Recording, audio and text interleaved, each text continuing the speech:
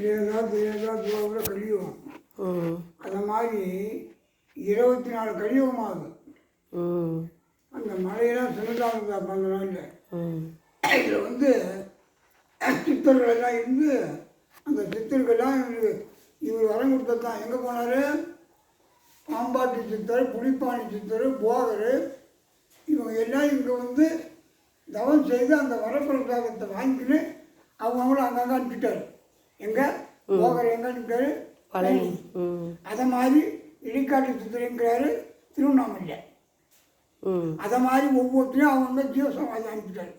ஐயா இவர் தான் முதல் ஸ்தானமே. அது எப்படின்னாக்கா 1008 சிவாலயம். அந்த 1008 சிவாலயம்லாம் இதுக்கு பிற்பாட்டாக உண்டாண்டு. இது முதல் ஸ்தானம். சித்தர்களுக்கு ஓட்டப்பட்ட இடம். பல கோடி சித்தர் சிவன் கோயிலே இல்லாத காலத்தில் உண்டாண்டு. இது சிவனே இல்லாத நாட்டில் சிவாலயம் உண்டாண்டு. தினமான பிற்பாட்டாக இந்த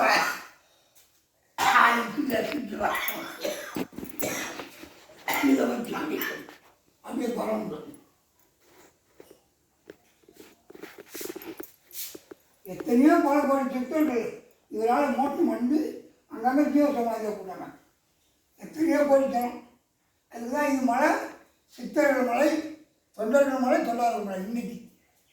இன்னைக்கு பக்கத்து கிராமம் வந்தது சித்தர்கள் மலை, தொண்டர்கள் மலை, தொண்டார்கள் மலை. தொண்டானூர் மலை அந்த ஆளுக்கு கிராமம். அதனால் இன்றைக்கி தொண்டானூர் போயிட்டாங்க. அதுக்கு வந்து சித்தர்கள் மலை, தொண்டர்கள் மலை, இவங்கெல்லாம் இங்கே இருந்து இந்த சித்தர்கள். அந்த உலகத்தில் எத்தனை சித்தர்கள் இருந்தாலும் அப்போ இந்த சித்தர்லாம் இங்கே வந்து